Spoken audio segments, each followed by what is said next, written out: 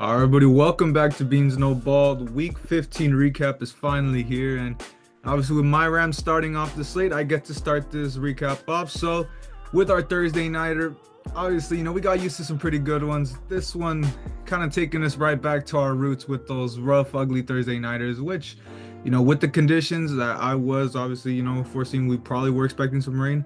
Got some rough rain in that first half, really rained out the offense, and second half, I guess, didn't pick up. I think what we really do have to do is give a lot of credit to the defenses. I mean, obviously, my Rams, guys like Jared Verse and in general, really, really doing their best to hold this Niners offense, which, depleted for what it's worth, but held them to just 6 points. And my credit to the Niners too, obviously holding Matt Stafford to only 160 yards and no touchdowns. Really a rough stat line in general. Did aid himself with a nice second half, but just not much offense to be said. I do want to say specifically 2 points that I made in Bean Talk. Killer Witherspoon proving once again why he has to be put into that cornerback one role. Really had a phenomenal showing here. And Darius Williams finally got his redemption. A rough game the past couple of weeks. Really, I mean, obviously that game sealing pick on a drive that the Niners really were driving. The one drive that the offense really seemed to be clicking. Brock Purdy overthrow. D. Will takes advantage, and just in general, just a great overall, at least defensively for this team. And last thing, special teams wise too, Josh Carty, I've been very critical of him. Very nice to see him go 4-4, be the only points that we score on this one. Nice confidence boost for him. But for the 49ers, I think this point we can finally say season is over for them. Obviously, we got the whole Debo situation, complaining on Twitter, saying that it's just the targets, it's not his play. It definitely was his play in this one with a couple drops, really taking the opportunity the Niners could have had offensively any tiny bit that they would have. And obviously the big story, Devondre Campbell not wanting to come into the game. He's already being left out of the team. Believe they did suspend him, I believe, for the rest of the season. So just did decide to suspend him, not cut him and have to pay him. So nice little thing that the Niners, obviously, in general, Christian, it's nice to see the Niners on the downfall. Yeah, so obviously the play host for the Niners, their trajectory has gotten a little lowered now that they finally the series is going 2-0 from the Rams' way. So the Rams finally going to the top now. Like we said, the NFC West is still tied with with the Cardinals and the Seahawks. And now moving around back to the AFC side with the Chiefs and the Browns.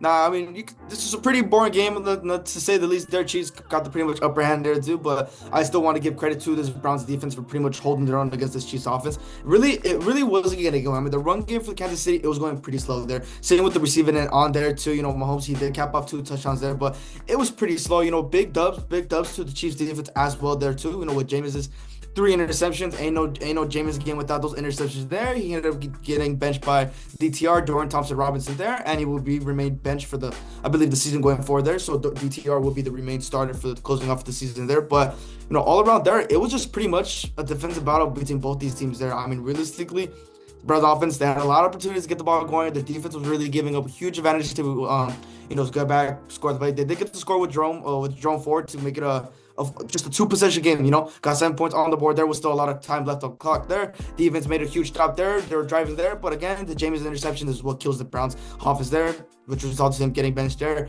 Now, the big story here is Mahomes' injury with his ankle. As of right now, it is day-to-day there. Recently, at practice, he was a full participant in practice, so good sign there.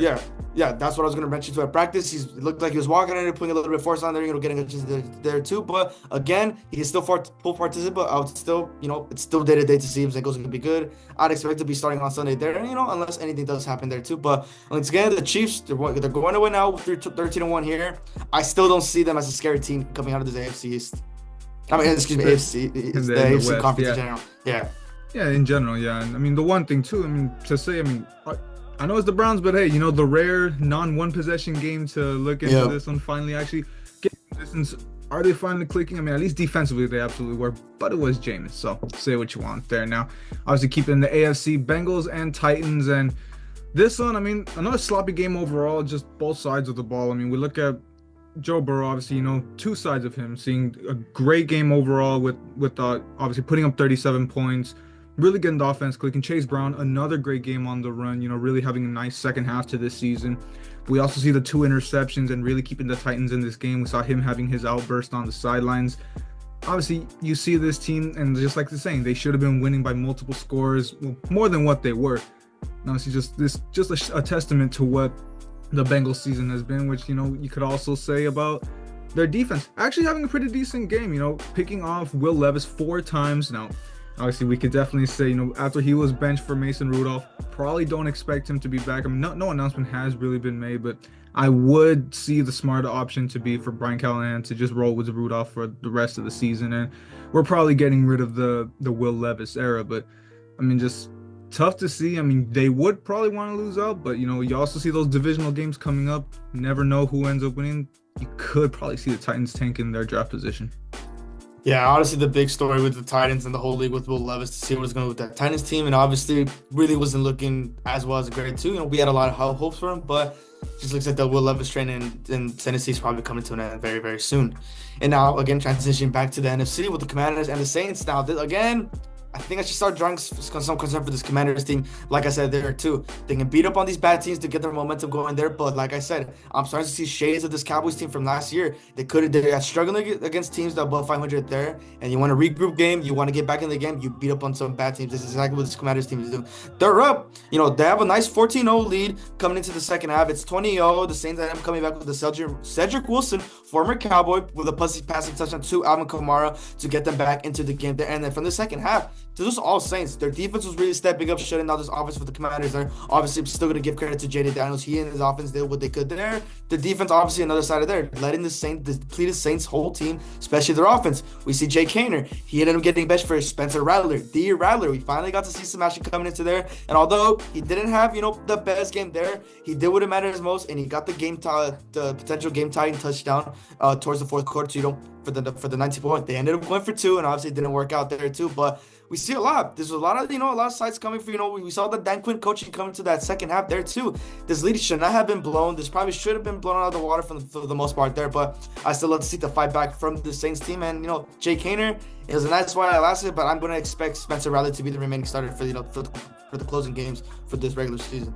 Yeah, absolutely. And if we were really being honest with what you're saying with the momentum that the Saints really had, I'm surprised they didn't just go for the kick, send this into overtime. Yeah. I mean, they had all the momentum. They probably would have ended up closing the Commanders out here, but hey, it's not, they have hey, nothing to lose. Nothing to lose. Absolutely, nothing to lose. But definitely could have come away with a lot more there. And I love the risk for Rizzy, but hey, it's just gonna have to live with that one. But moving into the Ravens and the Giants, and obviously this one went exactly as we expected. 35-14, Ravens demolishing the Giants. I mean, huge for them. I mean, sure, a game that they had to win, just a game that they expect to win, but it's huge for them to win after dropping 2 of their last 3, specifically right before the bye week, that game against the Eagles. Nice bounce back regardless, and the way they did too, obviously nearly 450 yards on offense. Jackson almost 300 yards, 5 passing touchdowns, huge game for him, and obviously the rush attack, almost 200 rushing yards.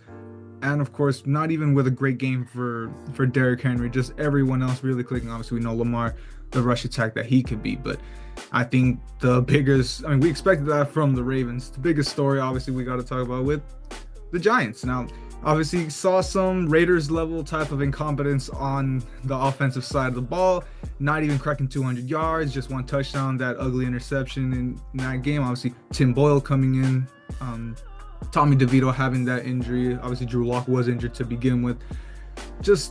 Not much really to write home about. One bright spot we got to say, Malik Neighbors had himself a nice game.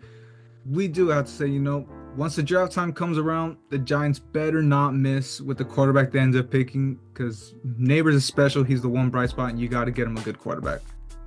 Yeah, you could expect Shedeur to go to the Giants, what everyone's speculating there, and then have the potential of him holding out there. But, like I said, Giants still in shambles. This Ravens still continue with the dominance from Lamar Jackson. Keeping it now, again, once again, another transition to the NFC. My game with the Cowboys and the Panthers. Again, another meaningless game that this Cowboys won, with the playoff hopes having less than 2% to make it. Kind of meaningless there, but I guess it's nice to see that this whole thing's finally having the momentum there. Tank, man. Exactly. There's one thing about the Cowboys, they're going to mess something up, and this is clear what they're showing there, but obviously a win is a win. Got to be excited about that at least there. And again, once again, this defense, big step up there for holding Chuba Hubbard their big guy on that offense with the run game. They're only holding us to 32 yards. That's pretty much stopped the whole momentum for this Panthers offense. Outside from that one big bomb from Bryce to Jalen Coker for the 110 yards, yes, for that one touchdown. So he went back in the game there. But after that, it was pretty much lights out. Cooper Rush, he was a little bit more consistent. He was still having, a couple missed throws, throwing some balls into some tight windows, still the same old Cooper Rush there. But when it really mattered, his deep thought threats, 214 yards, 3 touchdown passes. This was a nice game for Cooper Rush there too. And then on the game, Rico Dowdle finally solidifying himself, making a name for himself, is the lead as a solidified running back one. 25 carries, 149 yards. He's beating his all-time highs there at 149. Now he just needed about 10 more yards to break I think Zeke's record in the game for 156 as a Cowboy there. But again, really showing that effort for Rico Dowdle. He's going to be our potential running back one coming into next season, unless Gentsy's still on the board and they have get in there. But that could be left for another video there too. But again, big credit to this defense, especially Michael Parsons with his return. He's obviously the big difference changer on that defense there. And obviously, Jerry's focal point with this front office is going to be re-signing Micah to a long-year deal. I don't know what the speculation was that he's open to trade candidate. It didn't happen. He already said it was this morning there. So really going to hope Micah's going to be with us for a very long time there. CeeDee Lamb once again, have been having explosive as 160 yards and a touchdown. So obviously, there's a lot of great bright spots coming into this Cowboys team next season and looking at this game here. But again, there's still some flaws when it comes to the front office and what they're going to do when it comes to adding additions to both sides of the ball. And let's see if those delusions don't come to pass once again. But we'll move it into the Jets and the Jaguars, and this one surprisingly being one of the more entertaining games of the week. Now, so we get to see some shades of the vintage A-Rod and Devontae Adams connection. I mean, obviously the 70-yard touchdown, that beautiful connection that they had through that game-winning drive. But honestly, I mean, specifically to the Jets, no, the season's over. I mean, similar to you, a win that's probably just going to tank that possible draft situation. But hey, in the end, they probably expected this win and probably would have expected to be a little more considering how the Jaguars are right here. But in general, just like I said, decent offensive showing. Very nice to finally see them get Garrett Wilson involved, got himself a touchdown in this game. And also defensively, Sauce Gardner gained that game-winning interception on that possible game-winning drive that the Jaguars started to lead.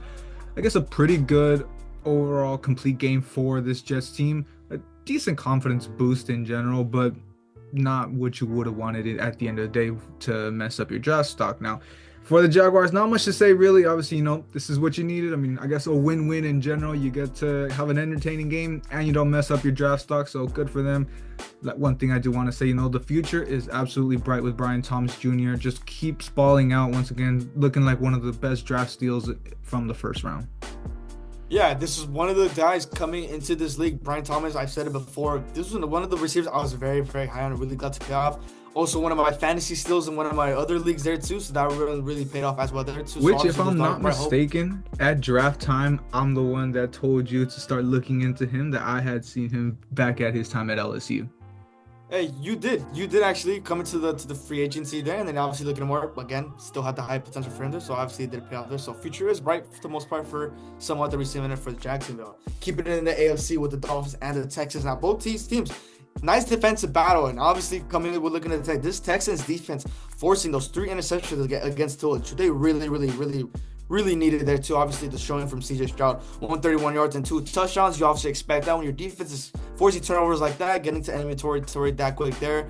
But again, Miami's defense as well, shutting out the run game outside from, that hip drop tackle against Joe Mixon there that led to the apparent ankle injury. Status is still day-to-day there. He's been looking to practice there, hopeful to play against, I believe, for on Sunday, I believe against the Chiefs there too. So that is still going to be a little day-to-day for them too as well there too. But outside of that, Tua, in a game like this with the season on the line, once again, has somewhat having to choke this word when your defense is stepping up for you. 196 yards, a touchdown, 3 interceptions. That is the worst part coming into the Tua's part again. For some reason, in big games, when it comes to the division on the line, not the division, the season on the line specifically, he just had to throw it away there. The run game still wasn't looking at it. The receiving on Devon A-Chain, that was pretty much the bigger threat there. Malik Washington, he was the bigger step up, the guy on the receiving end there with 52 yards there. This defense it held up to its own, and it could have held up to whatever it could have. But this offense, it really is really clicked with Tua Tagovailoa at the end towards crunch time there. So the Texans, they got away with this one. So they're pushing right away. So this Texans team is looking really, really, really great too. Obviously, still looking to see if Joe Mixon is going to be eligible for Sunday's game. That's going to be a really big piece, coming into Sunday's game. Yeah, absolutely. You just really got to hope that they can continue this stretch as obviously the struggle that the Texans have had. Hopefully this can be that bounce back that can put their season back on track. But we'll move it into another AFC matchup with the Colts and the Broncos. And this one, I mean, definitely a tale of two halves in all honesty. Very similar to the Bengals game and pretty sloppy offensively, or call it sloppy offense, call it good defense. One or the other, but specifically Bo Nix. I mean, I love him to death, but came out with a Jameis Winston masterclass, 3 touchdowns and 3 interceptions. Obviously, that being mainly that the interceptions really being the problem in the first half. Second half, he really did lock in and obviously led this team to the 31 points that they ended up getting. Well, -7 from the defensive touchdown that I'll get into right now. But that's what I'm just gonna get into now. Those 2 plays that really did define this game. The Jonathan Taylor pulling Malachi Corley and dropping the ball right in front of the end zone that would go for a touchback in one of those turnovers. And of course, one of the worst double passes I've seen. I mean, I see what Shane Steichen was trying to do, but just not executed well. And obviously, Nick Bonito, a phenomenal pickup for the Broncos. Bonito has had a phenomenal season, but just a beautiful pick six, really, in that way, at that point, really solidifying, taking this game into their own hands. And I mean, a huge win for the Broncos, really solidifying themselves into that 6th spot in the playoffs. And for the Colts, little by little bringing themselves down. Probably do expect the season to be over for them, but you never know if the AFC playoff picture can swing their way.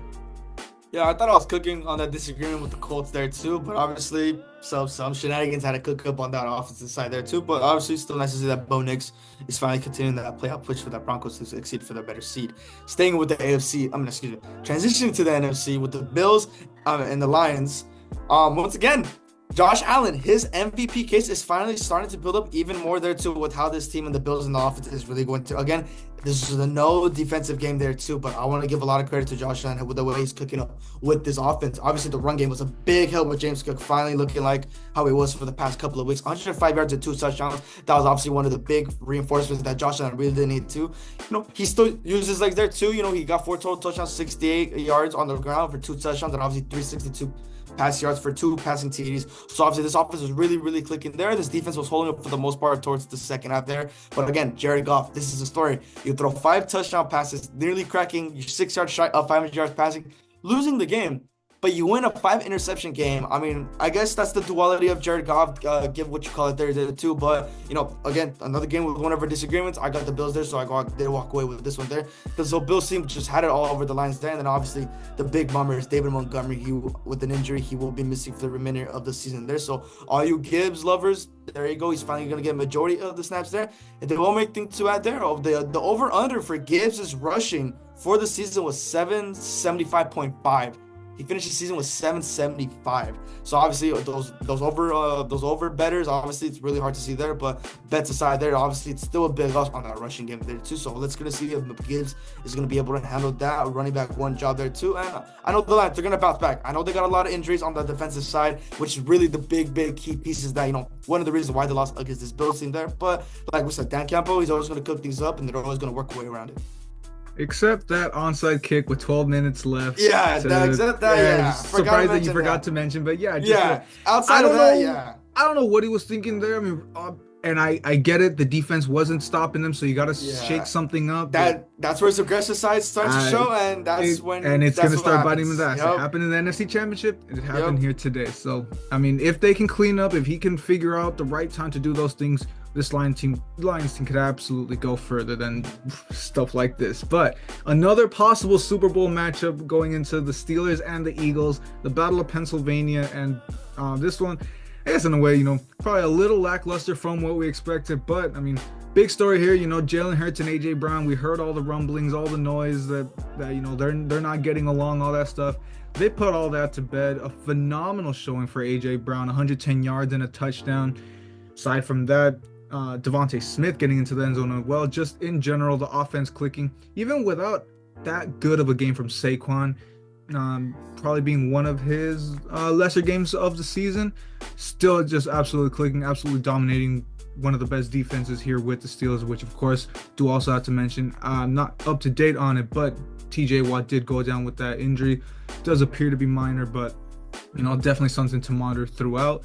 And just, the main story for the Steelers, they got absolutely killed on time of possession in the second half. I believe I saw a stat, they ran 11 plays compared to the Eagles 47. So the multiple 3-and-outs, just the inability to do anything on this Eagles defense, which of course, that was my take last year, that they would do great. Now with the rookies that they brought in this year, this Eagles defense really stepping up, shutting down a Steelers offense that has really, started coming to their own the last couple weeks. Great overall performance for the Eagles. I expected the Steelers to pull this one out. You obviously got the Eagles in another disagreement here. Just a great one for them. I believe 11 wins in a row now, tied for the NFC's best record. Lions do hold the tiebreaker for now, but we'll wait and see if anything changes, as we'll get in a little bit. Still got a 3-way tie up there. Yeah, once again, this Philadelphia Eagles team, they're just looking scared by the mid. Then obviously the whole stints with A.J. Brown and Jalen Hurts, obviously down in the dumps, their connection still looking like fired up. So once again, the Eagles finally kicking off. And now moving on with the Patriots and the Cardinals. And obviously with the Cardinals, after coming into this game in a 3-game losing streak, when they needed a bounce back game, they got in on this one. And this is all from James Conner.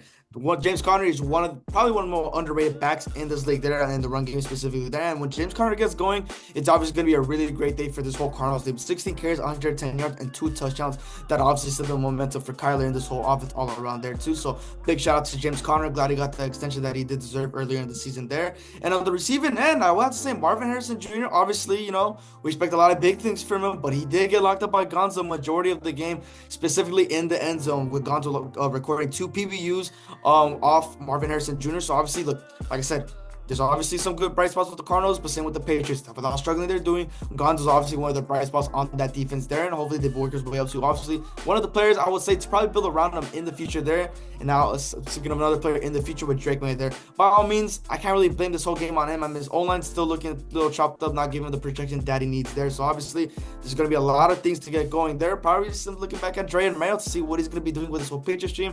Ramondre Stevenson on the ground game did what he could, 13 carries, 69 yards. Obviously, wasn't clicking. This is all the Patriots defense, and obviously trying to hold the best he could against this Cardinals offense there.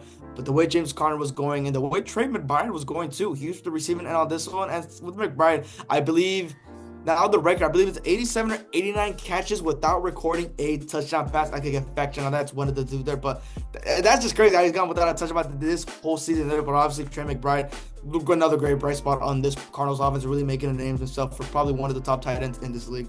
Yeah, absolutely. Just unselfish play, not needing that part of the stats to just continue to just ball out for this team. But moving into another top NFC team here with the Buccaneers, absolutely dismantling the top scoring defense in the NFL, putting up a 40-burger on the Chargers. Just in general, absolute domination. We see Baker Mayfield, just another great game for him with 288 yards and 4 touchdowns. And Bucky Irving running all over them with, I believe, 117 yards. Mike Evans, 160 yards receiving with 2 touchdowns. Just absolute firepower that this Bucs team has. And it's crazy to think, too, without Chris Godwin, specifically, too, with Bucky Irving still nursing that injury, just in general, the way that they're playing, and not even at 100%, considering that they're playing against the top defense in the NFL. Just definitely just looking scary and scary by the minute. Obviously, their defense still holding.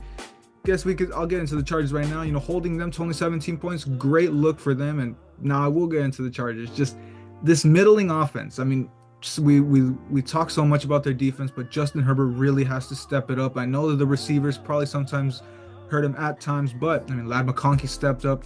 You would probably expect Justin Herbert to take advantage of that. And if he's unable to, they're really going to start slipping down into this competitive AFC playoff picture. Right now they hold on to that 7th seed for dear life, but that could go away real quick. Yeah, honestly, Baker and that whole Bucs team obviously just dismantled that really top Chargers team. That obviously coming into that game is going to be Chargers and that defense to see how they're going to stop Mike Evans and Baker. But obviously that connection was no help to them as well. So it's really looking nice there. But obviously, you need them to lose for your Rams to secure that 3 seed there. But we're just gonna have to wait and see what's going on for the next couple of weeks there. Now, finally, closing it off with the Sunday nighter, probably one of the better games here there too. And this is going to be a battle of two defenses. Which one of these defenses was going to get the majority of stops? The Packers and the Seahawks. And it looked like this Packers team got the best of it from the Seahawks team.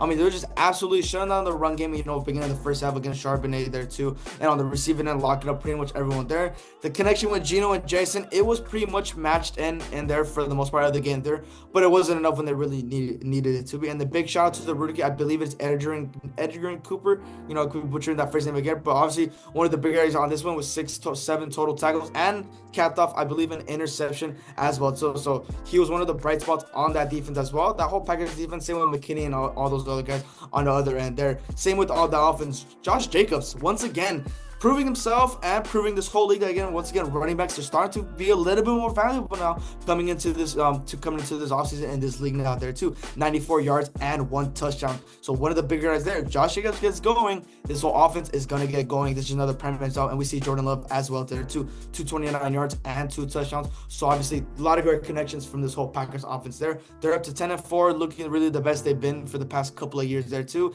And for the Seahawks, Geno Smith, once again, he has a great game. He's a shitty game. Can have another shitty game, another great game. Just the inconsistencies was really going to kill the Seahawks team. We saw Sam Howell. He ended up getting benched. Sam Howell came into the game, and that just it wasn't even any better. The game was already pretty much down there too. But obviously, like I said, the Seahawks team, they're pretty much still in the race there too. But it's just going to be a little bit more harder now after losing to this Packers team.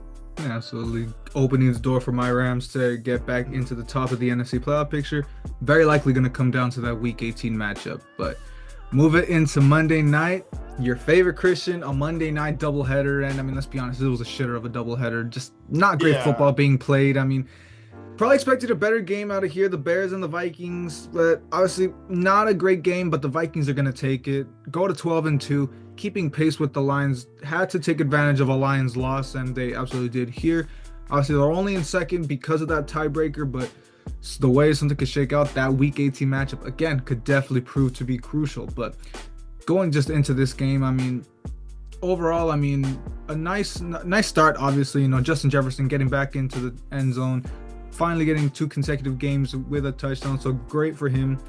And, of course, the run game, which, was kind of middling for most of the game, but Aaron Jones really started stepping up. Got himself a 1-yard touchdown. Cam Akers got himself a touchdown, believe right on that next drive. So not the greatest all-around football, but, did it when it mattered. Sam Darnold, playing some decent ball, just a touchdown interception, keeping that ratio even, but just decent ball. And, for the Bears, starting to look like that early season, Caleb Williams really struggling behind that O-line. Just really looks like it's starting to go downhill more and more. I believe they're on like 9 straight losses at this point. So offseason, really got to start addressing that O-line, or else it's just going to start going downhill just like Fields and Trubisky.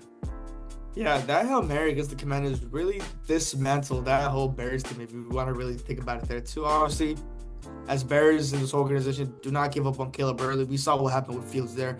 Do not live off that mistake there. You just got to build around him. And we're going to see if Ryan Poles, if he's going to have another shitter, offseason, or probably a great one for Caleb. But you just got to build around him, specifically on that offense there.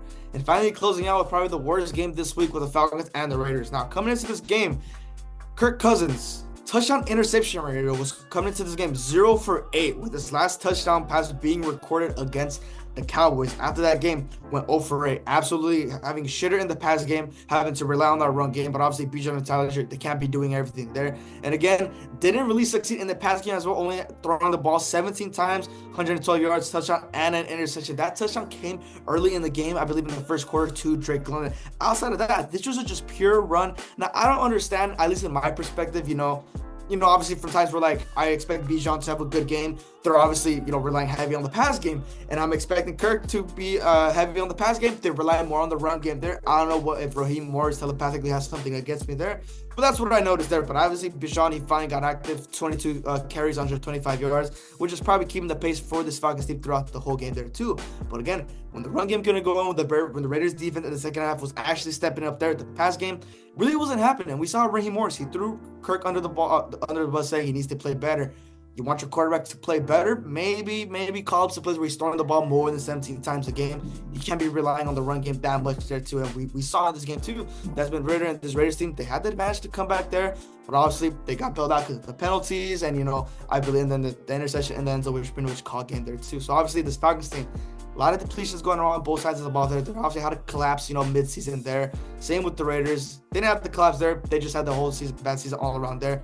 The Falcons' hopes, they're still in the race for that division there, but the way the Bucs are looking right now, just call it quits. Just call it quits right now, and who knows? Maybe Michael Penix could finally see some. And by this point, I mean, Raheem Morris pretty much left it open. He's not naming a full-time quarterback just yet. I mean, obviously, it probably still will be Kirk, but still leaving that door open. And I mean, I get what you're saying. Make him throw more than 17 times, but if we're being honest, they probably would have lost this game if he threw more than 17 times. So you can't really put this that much specifically on Morris or Zach Robinson, the offensive coordinator. But obviously, that's gonna wrap up the slate of games. 3 weeks to go before the playoffs. Just season went by so quick.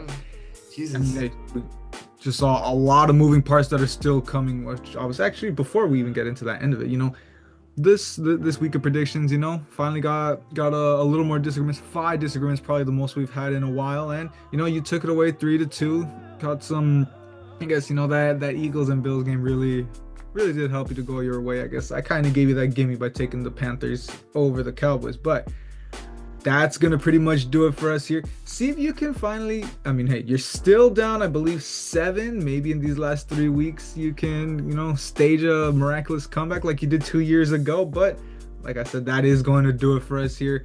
Thank you guys for watching. Hope you like and subscribe, and we will be right back with Bean Talk episode 27.